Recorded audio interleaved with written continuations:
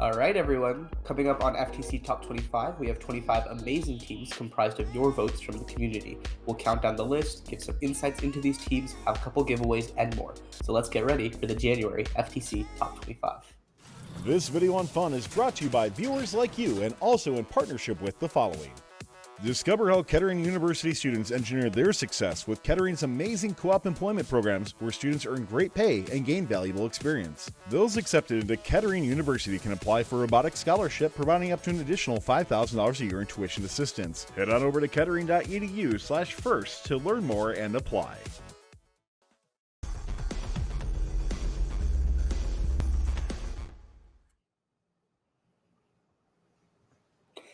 Welcome to FTC Top 25, where we reveal the top 25 teams you voted for. From First Updates Now, I'm Abbas, and joining me tonight are Buru, Jessica, Thomas, and our producer behind the scenes, Tyler. We're excited to have you all back for 2024 and the CENTERSTAGE season, and for so many of you to participate in voting for the FTC Top 25.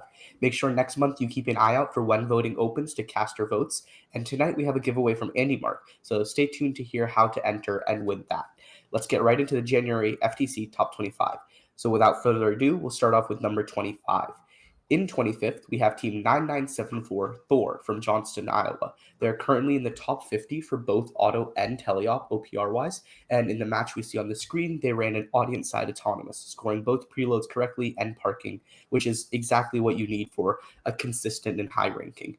Since then, looks like in the past couple of days, they've upgraded to a 2+2 autonomous on the audience side, and since they compete this weekend, we won't have to wait long to see that. As far as teleop and the rest of the game is concerned, the boot wheel intake, simple linear slide system, and inside gripper for the deposit all come together to allow them to score about 4 to 5 cycles a match. And, we can see the zone 1 drone on the screen in this match.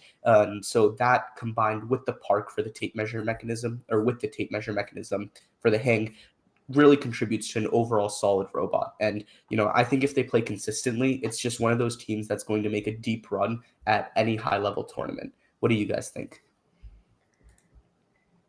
Yeah, I think programming an autonomous that's on the audience side is pretty clever, especially at these lower level competitions when everyone's like making it autonomous next to the backdrop because that's just like the easier way to go. So that's really cool that they chose the other route.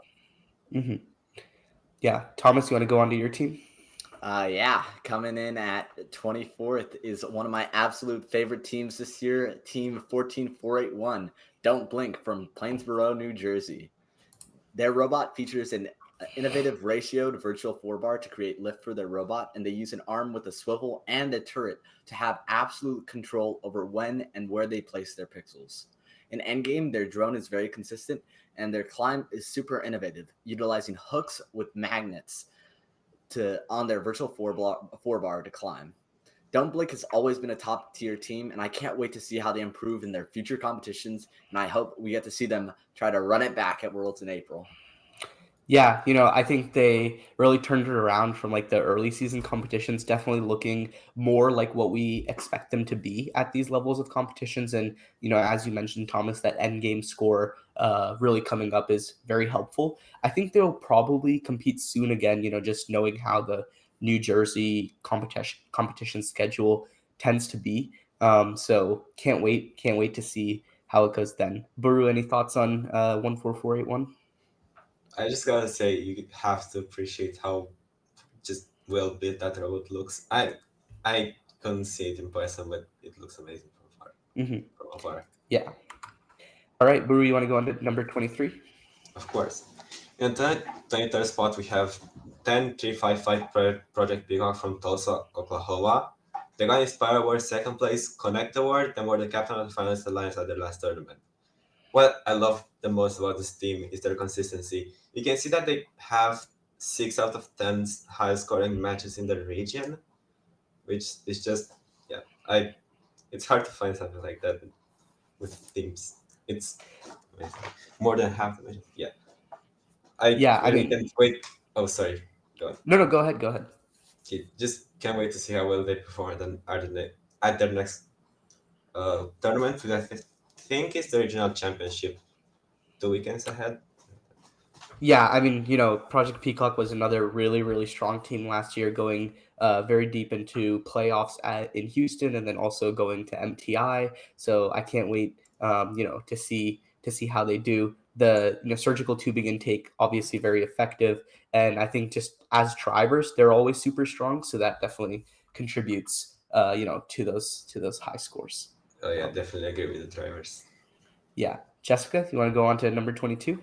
Of course. In the 22nd slot, we have team 19176 Robotics from Romania. And man, this is one cool robot. One thing that I really find interesting about their design is they have the same intake and outtake, which I thought would be a little more like popular this season. But have y'all probably seen for like the rest of this segment, there's a lot of transfer robots. So it's really cool that this one has something a little different. And they also have two separate modules for pickup and scoring the pixels, which is really good for building mosaics. Yeah, I mean, as you said, Jessica, about having the same intake and outtake, I think there's definitely merit to both the transfer and no transfer designs. One thing with having separate mechanisms is if you have a very large team, I think having some people work on each one is very useful.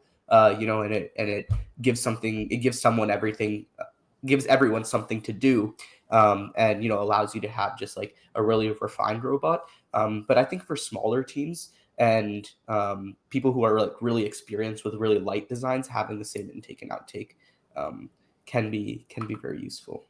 Yeah. I So have mhm. oh sorry. I have to say about this team robots, I love how well they communicate with their human player actually.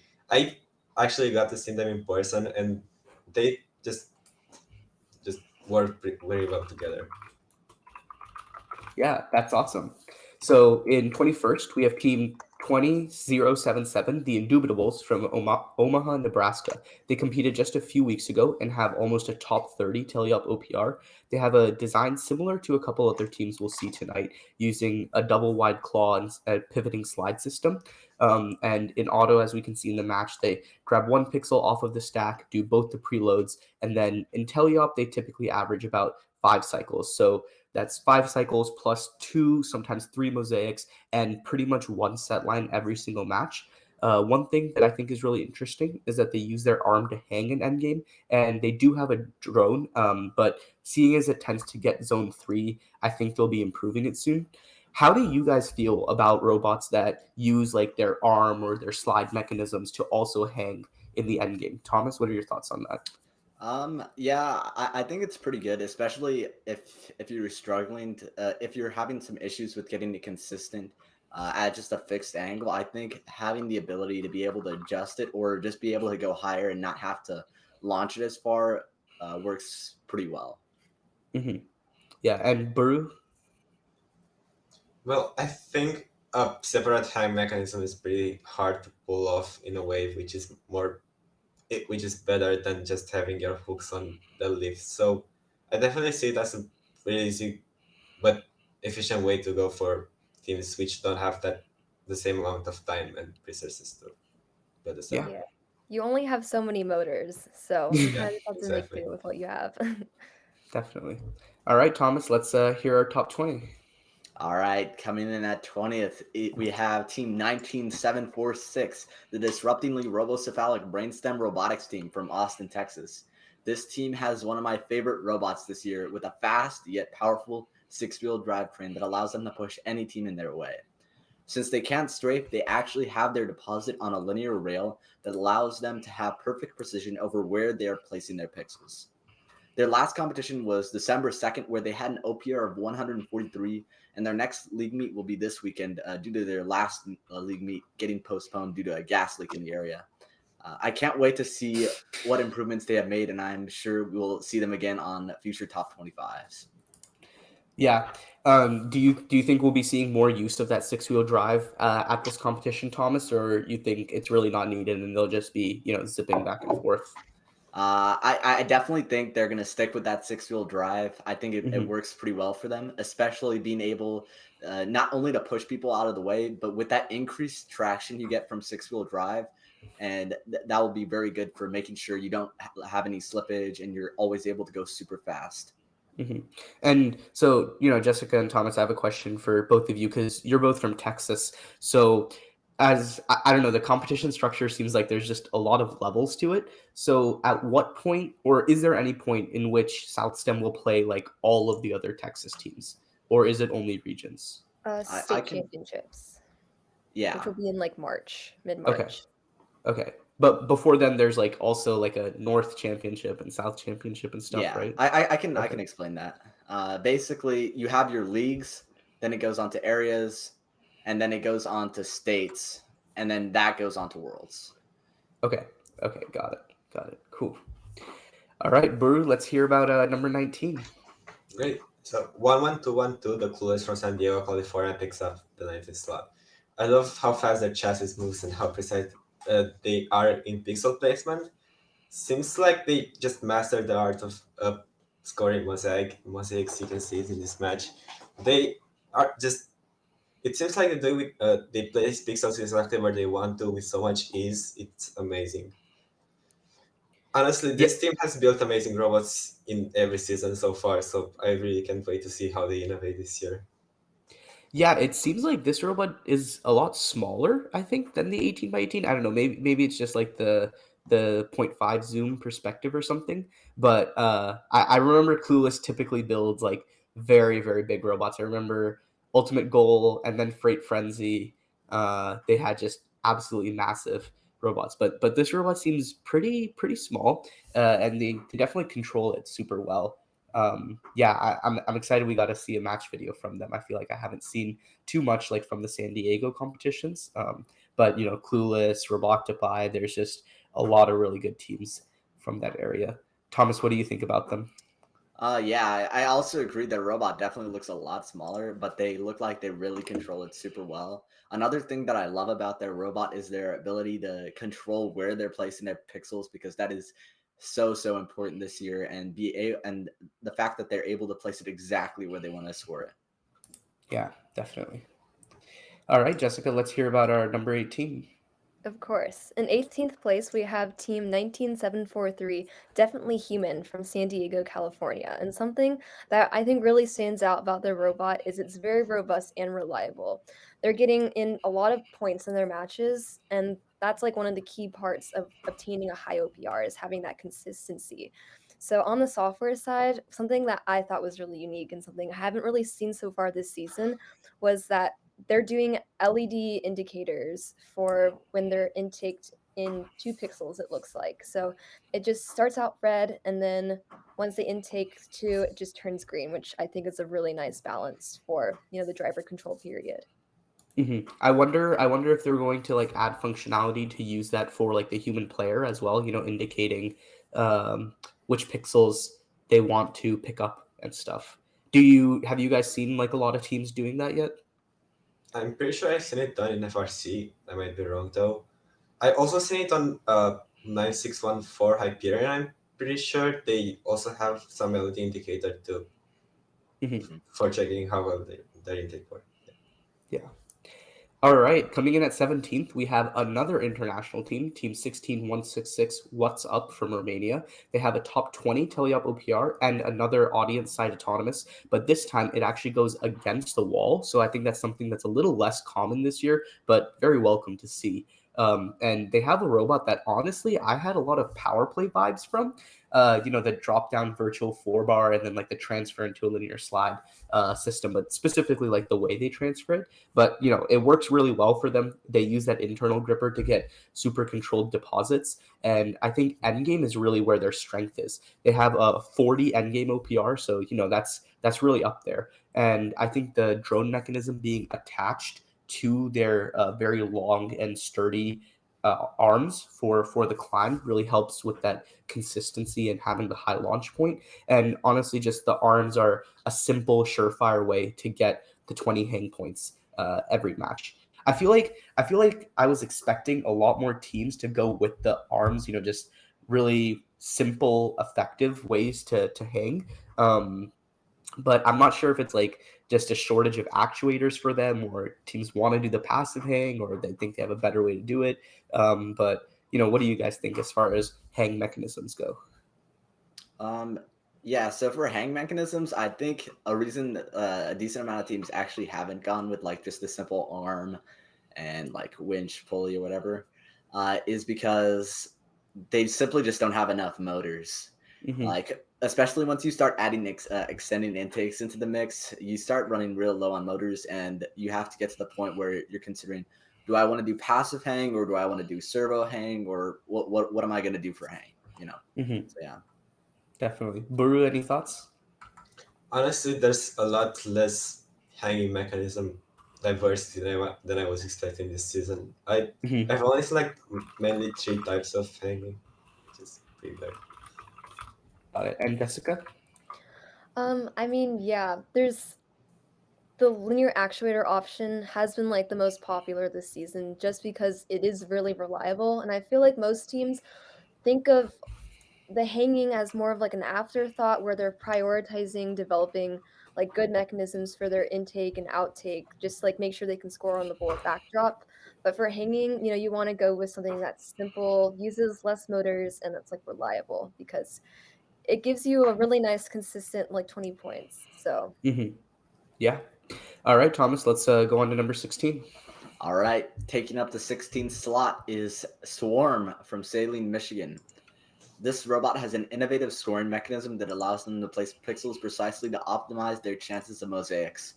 They also have a very fast climb and a consistent autonomous that allowed them to end up as part of the winning alliance at the South Michigan FTC Championship. Thomas, I don't know like what it was about what you said, but you know how like whenever they're announcing awards, they'll like give like some insight into the robot. It sounded like you were announcing Swarm, like for the design award right there. Uh, so yeah, maybe you have a future as an FTC judge, but yeah, back to the robot. Everything you said, definitely agree with. Excellent team. Michigan is just one of those super tough areas to advance from, and Swarm definitely had a really good robot this year. Yeah, Jessica, what are your thoughts? I mean, yeah, Michigan has always been a really impressive region in terms of FTC, just because they are like super young kids who are competing. It's like a middle school region, I think. So all the robots that are on the top 25 here for Michigan are like completely 100% deserved. Yeah, and Buru. Just I don't think there's much more to say. They're just a pretty really good team. Yeah. All right. Let's go on to number 15. I think Buru, you're up. Yep. Uh, in 15th slot, we have the Emerald Bots from Sammamish, Washington. They had a pretty good run this season, winning control of their interleague tournament. And I think their design is pretty interesting. Again, that linear, only one set of linear slides with a claw for intaking and outtaking at the same time. Yeah, just overall. The difference with the other robots of this type is that instead of grabbing pixels one by each other, they grab them on top of each other, which I think it's interesting and it works out well for them. Yeah. Gotcha. Yeah, no, Emerald Bot's definitely a team we saw a lot of this season. I think it's really nice that like all the Washington competitions are all streamed. Do you guys think like do you think we'll see like a lot of teams continuing to place pixels on top of each other, going into states and world competitions, or will we stay more with like side by side placements? Jessica, what do you think? I do think, well, I think it depends because every region state competition has a different level of competitiveness. But I mean, I do think people will still be stacking them up alongst the side of the backdrop. It's just a matter of how high it can be. Because if your base has to be pretty big for it to get to like the third highest set line. So we'll see how it's gonna go. I'm interested to see how these backdrops look in higher levels of competition. Gotcha. And Thomas, what do you think? Like, as far as pixel placements in the human player wing, do you think like teams will have problems if their partner needs them to be placed one on top of another and they can't intake, or is it just something teams have to work around at this point? I think that's something they'll have to work around, but especially for placing in the wing, that's something you can discuss with your teammate ahead of time and figure out what works best for them and like what you can do. Yeah, definitely. All right, you want to go on to number 12, Thomas? Are we at 14? Oh, sorry, Yeah, 14. Yeah, sorry, I skipped a couple. Jessica, let's hear about number 14. Yeah, so in 14th place, we have Team 21229 Quality Control from Bellevue, Washington. And just as they've done in previous years, they have a really simple but it's super reliable robot that makes really good use of all their different 3D printed parts and like a balance between some good build-up parts as well. And an area that they always stand out in a lot, especially this season and last season, is autonomous. And one of my favorite pieces of all about the season. It's like the full flipper design to make sure that basic. Okay. Yeah. So, Jessica, as you were saying about the autonomous, I think those flippers are really one of the biggest parts there. Have you guys seen a lot of other robots doing that? Baru or Thomas? Yeah. I haven't seen it in my own region personally, but Hmm. I've definitely seen it a lot more on the FTC Discord. I think I've definitely seen it a lot more, and honestly, I kind of like the solution because when I started out the year, I definitely thought, oh, the solution's got to be drop down intake, but this has also proved to be a very efficient, very effective strategy. Yeah, I think one thing that'll be really interesting is to see if any team combines this like with an intake extension because the arms just give you like such a large like margin for error, right? Like you can draw the pixels in from so far apart and combining that with that intake extension, that could be really powerful. So, if any team does come up with that, that would be really cool. Yeah. All right. So now on to number 13 is team 10158 Scotsbots from Bogart, Georgia. They've been consistently doing well this year, hovering around top 50 OPR wise, and all around they're strong. But I think auto is one of the places they really shine, being higher than the baseline. Being higher than the baseline. And, in early November, they got more than a 50-point OPR for the autonomous, which is, more than that just preload and park. And I don't want to spend too much time talking about this version of their robot because it sounds like they're working on a new one, but I think that vision-based pixel alignment is really contributing to their auto consistency and high scores. Yeah. Thomas, you want to go on to number 12? All right, coming in at number 12 is team 14380, the Blue Bot Builders from Queensland, Australia. This robot has been one of my favorites this year, with one of the first teams to show off their side deposit. Since the Australian champs, they added an extension to their intake, allowing them to reduce driving time in teleop. Although they didn't advance to Worlds from the Australia National Championship, I'm sure that this won't be the last that we see of them this season, whether at APOC or at MTI. I'm sure plenty of teams will have taken inspiration from their innovations inside game. Lastly, to get a more in-depth look at their robot and how it works, check out their behind the bot that was done recently.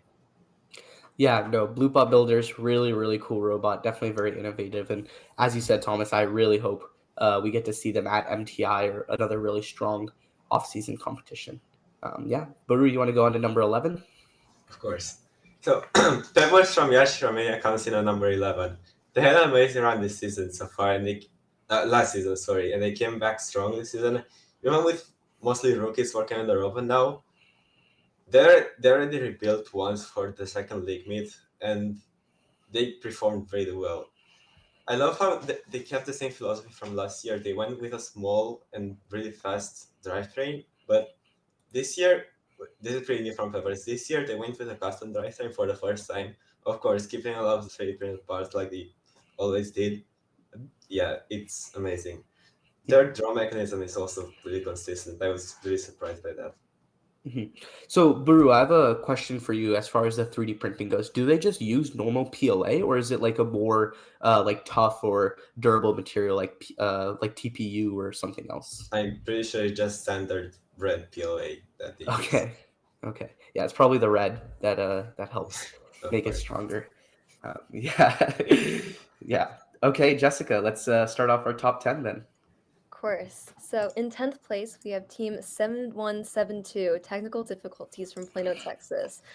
7172 has always built extremely fast and efficient robots, and this season is definitely not different at all. They had their third league meet this past weekend and got a 157 OPR, which is super impressive at this level of competition. And their robot subsystems are again packaged so well. And the two things that stood out to me were their super efficient intake, and their sides can also move up and down, which is really cool.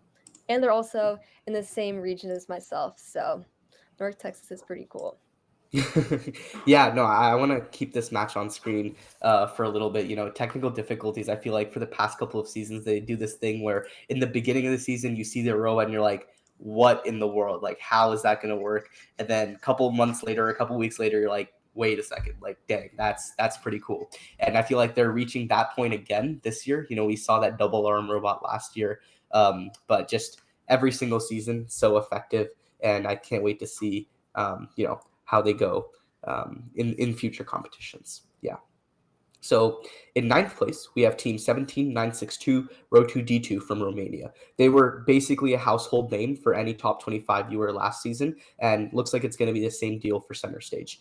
They currently have the second highest OPR in the world at 157.9, averaging 190 points in their matches this past weekend. And they have a drop-down surgical tubing intake and a chute-like deposit. I think all of these are fantastic as always, but Road 2 D2's real strength, in my opinion, is their driving. They are just so fast on the field. And, Buru, I'm not sure. I think you've seen them compete in person, right? I have, yeah. Yeah, Yeah, it's honestly. it's crazy. Mhm. Yeah. And so this is a team that we expect nothing but the best from, I'd say, at this point. So I can't wait to see how they progress throughout the season. But obviously, they've done great so far. Endgame wise, they have a super fast hang mechanism and a decent drone. Buru, anything you want to add about them? Around 2 is really close to me, so I love the robot a lot. They have something really interesting going on in there, which they asked me not to share yet. But yeah, I can't wait to for behind the bot from this team. You're gonna love it. Yeah, awesome. Okay, Thomas, let's hear number 8. All right, coming in at the 8th seed is Team 16417 ROC from Ontario, Canada. This team has been an amazing team all year and has been one of my favorite robots this season, and they've shown it in their most recent performance, scoring 350 points without any penalties. Their robot has a claw, an angle it slides, a lift, and it's just the epitome of consistency. Whenever you see their robot, no matter who they're up against, they're always putting up high scores.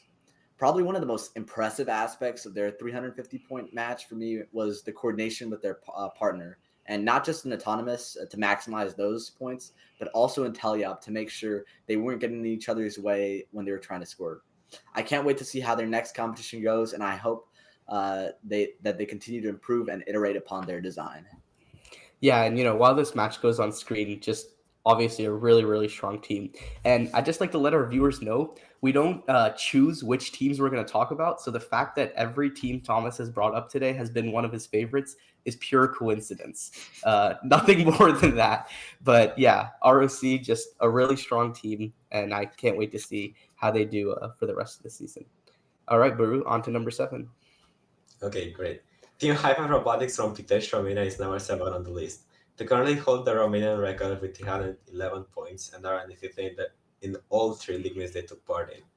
Their endgame is so consistent, it's amazing, and their strategy is very strong, usually going for mosaics. Honestly, they also have that flicker thing for the stacks, but they use it from 2 stacks at the same time, which I think is definitely a really interesting design choice. From what I've seen, their auto is really consistent, and yeah, everything about this robot screams consistency. I haven't seen this in any other robot in Romania. Mm-hmm. Yeah, there's just so many strong robots in Romania this year. I can't wait to see how Romanian Nationals goes. And Buru, it's a multi-day event, right? The Bucharest Championship, yes, it's Okay. it's 3 days this weekend. I'm going there. It's fun. Wow. Yeah, that's awesome. Okay, Jessica, on to number 6. Yeah, so in 6th place, we have Team 11260, Upper Creek Robotics from Longmount, Colorado. They've definitely got a lot of attention after their fake robot reveal was posted earlier this month, and the robot that they brought to the competition was extremely impressive. And it looks like their intake is deployable, which I thought was super, interesting, and they have a really speedy and efficient transfer between their intake and their outtake. overall, I just can't wait to see how they'll iterate, improve on this design because this is one of their first competitions. So they're already at a super good spot, and I'm just so excited to see how they do further along. Yeah, I mean, they just build such fast robots every single year. And I think one thing that they do with autonomous that's really interesting that we see in this match was placing their second cycle, so like the what would have been the 2+4, but placing it instead on the just on the floor in the backstage. And you still get the points from that, and then you can score them again in teleop. But I just thought it was a really interesting decision. I'm sure it was backed by a lot of data and testing. But yeah. All right. So with that, I think Tyler's going to take it away for some giveaways and other messages. Tyler? Hey, thanks a lot, boss, and thanks to Kettering University for being our sponsor of the January FTC Top 25. Students, if you are looking for an awesome place to go where over 30% of the student body was in competitive robotics, well, check out Kettering University at ketteringuniversity.edu/first. Kettering University has some exclusive robotics scholarships as well, too, that you can earn up to $5,000 per year if accepted at Kettering University. Those are closing in just a couple months, so make sure you head on over to kettering.edu/first to learn more and get started. In the starter giveaway, we're going to turn to our friends at AnyMark, who are providing an FTC driver station table. Type in table, that's your keyword in order to win. Don't forget that YouTube subscribers get 3 times luck, so make sure you click that subscribe button to stay up to date on all content that Fun is creating. By the way, the first text challenge driver station table is specifically designed to hold an FTC driver station and 2 controllers. I've seen these all around, so can't wait for you to win one as well too. Type in table and we'll draw for a winner after our number 1 team.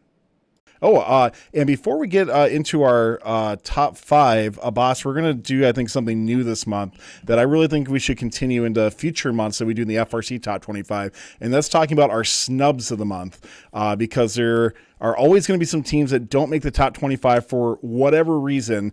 And I know a couple of you have a team or two in mind for that. So, boss, let us know on your first snub here on the FTC Top 25. Yeah, so this is a little bit of a giveaway for the top 5, but I got to say my snub for this month is 9614 Hyperion. Yeah, just really, really incredible scores. They had the 260 solo, 2+6, and I think another 2+6, like a version 2. So just incredible robot. Honestly, in my opinion, it was just because their match scores aren't like posted yet to FTC Scout or like to FTC events. But I'm sure they're competing this weekend, so I'm sure after that they will be very high up in our top 25 list. Okay, so starting off our top 5 then is team 19564 Marvels of Mass from Richardson, Texas. They really came out swinging this season, breaking and setting pretty much every record for the first 2 months of the season. Since then, it's been a little bit quiet on the Marvels of Mass front, but they have another competition coming up at the end of February. And knowing what they were able to do while having competitions basically every weekend, I really can't wait to see what they've come up with after just months of practice.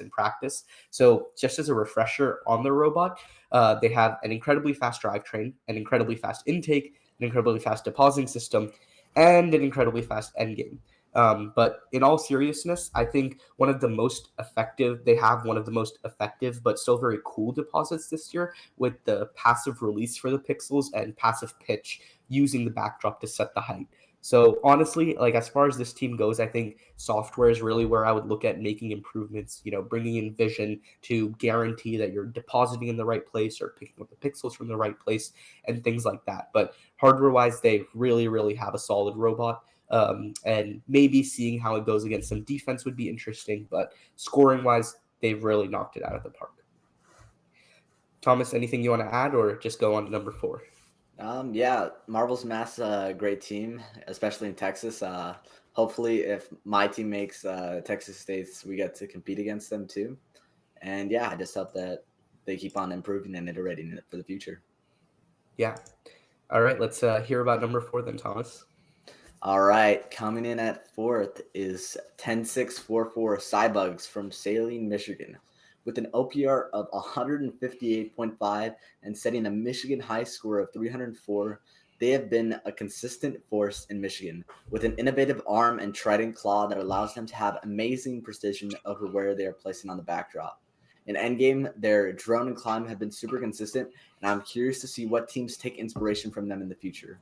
In Cybug's future, they'll be competing at Worlds, and I'm super excited to see how they improve their robot. Yeah. So I have a question for you guys then. If Cybugs was just for any reason to stop and not work on their robot until Worlds, how do you think they would fare at the World Championship with like a 158, 168 OPR? Buru, what are your thoughts? Okay, yeah, so that's exactly what I was thinking. They were number one OPR for so long. I honestly wouldn't be surprised if they make it to elim. Just how are they called? Division elims in Worlds. Yeah, I wouldn't be surprised. Yeah. And Jessica, where do you see like OPRs going up to until Worlds, like for the rest of the state championships? I think the highest are like around 160. Do you think they'll get a lot higher than that or just hover around there? I think maybe max like 170 if we're pushing it, but I feel like once we're at the lower levels of competition, OPR is going to look a little bigger because you're not if it's a super strong team and like a not so competitive like league or like lower level part of competition, it's not going to be, as much competition for them, so there won't be like a big defense factor. So naturally, I do think generally OPRs will fall a little bit once we progress in the season and people just start getting more competitive. But right now, I feel like this is a good place. Okay. Do you guys think anybody's gonna break 200 for OPR? I Uh, I really think they will. Yeah. yeah, Okay. I agree. Okay, because that would be a 50-point auto, 50-point end game every time, and 100 points in teleop. So Which it's isn't doable. real. You just Yeah, have doing it exactly. every single time is very difficult. Yeah, but Buru, why don't you go on to number 3? Okay. In third place, we have Cookie Boss from Smash, Washington. I love their unconventional approach to this year's challenge. I think they were the first actually to bring this out. They opted for a claw intake and a box tube mechanism instead of the noodle intake plus slider outtake routes most teams took. It seems to have worked out well so far, placing third in their Interleague tournament and advancing to the state championship by winning second place in Spire. I'm excited to see what they come up with for the climbing mechanism. I'm pretty sure they had something already, but they didn't find it reliable enough, or just not worth it to climb instead of just scoring more points or mosaics. So yeah, they're also really strong in the mosaic game. I think they scored like at least 2 mosaics most of the games. That they're also really good with that, and you can definitely see how much they practice in this video on the screen. Yeah, no, I'm also excited to see how they'll be looking in a couple weeks. I'll be going to the Washington State Championship, so definitely doing a bunch of behind the bots with teams on our top 25 list and people who just come up and make requests and other cool robots we'll see there. But yeah, it's always interesting seeing how they do and the box tube mechanism and just overall robot architecture. I think this year has been very interesting. Yeah. Jessica, should we hear about our number 2? Of course. So in second place, we have team 10255 Roboducks from Zeeland, Michigan. And you'll probably remember them from our December top 25 and behind the bot. And they're still at the top of the OPR leaderboard. I think I checked today and they're in 6th place in the world, despite competing back in early December. Their intake is super effective, and all their scores at their last competition were consistently over 200 points, which at this point in time in the season is just crazy impressive. And something that's also really cool is that, like we said before, like they're all in middle school. That's the thing about Michigan. So that the fact they're able to be so high and such strong contenders at such a young age is just so amazing. Yeah, no, I think Robotics, they ended up as winning Alliance captain at their Michigan State Championship, so they'll also be going to Worlds, which I'm really excited to see how they do there. I think that really skinny robot design will be really, really helpful at Worlds just because there's so many teams coming. You don't know who you're going to be playing with. There's just such a large variety of teams you can be playing with, but being so skinny really helps and making sure you work well with any partner. Anything else you guys want to add about Roboducks? The only thing I'd have to say is just they're like a super consistent team. They've been doing super well all season, and I can't wait to see what they do at Worlds. Yeah. All right. In that case, let's hear about our first place team. So in first place, we have our 7th international team for the night. Just wow. So please give it up for Team 19043 Silas from Yash, Romania. They currently have the number 1 auto OPR at 69.9 points, getting a 2+5 autonomous 3 out of 6 times at their competition last weekend. Their intake is just really something. I think it should serve as a gold standard for other teams looking to make a drop-down surgical tubing intake, as it's just so flawless just in, taking pixels from the wing, but more importantly, taking pixels off the intake stack, then vectoring them towards the center and not jamming. I also really like how they outtake if they have any extra pixels during auto, and then they don't if they don't have any extra pixels, right? So ensuring they don't get any penalties while losing the least amount of time. As far as improvements go, in my opinion, I think just upping that endgame OPR is the biggest focus here. Right now, it's about 30 points. So getting the zone one drone each time would really help. But beyond more practice, as always, I just don't really see how much more you would improve this specific bot. Yeah, Baru, seeing as you are on 19043, do you want to talk about any future plans you guys have?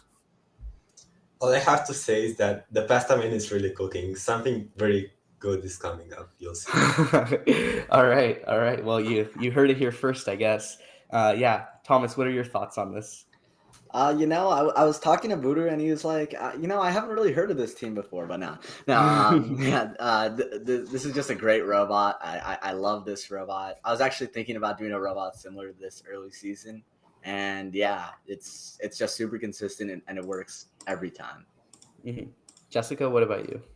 I mean, yeah, it's pretty crazy how they're able to have such a high OPR, and their auto scores and tally up scores are just amazing. So it'll be really interesting to see how they're able to bring their OPR even higher by adding those extra endgame points. So Yeah, the sky's the limit with them. yeah. Baru, when do you guys compete next?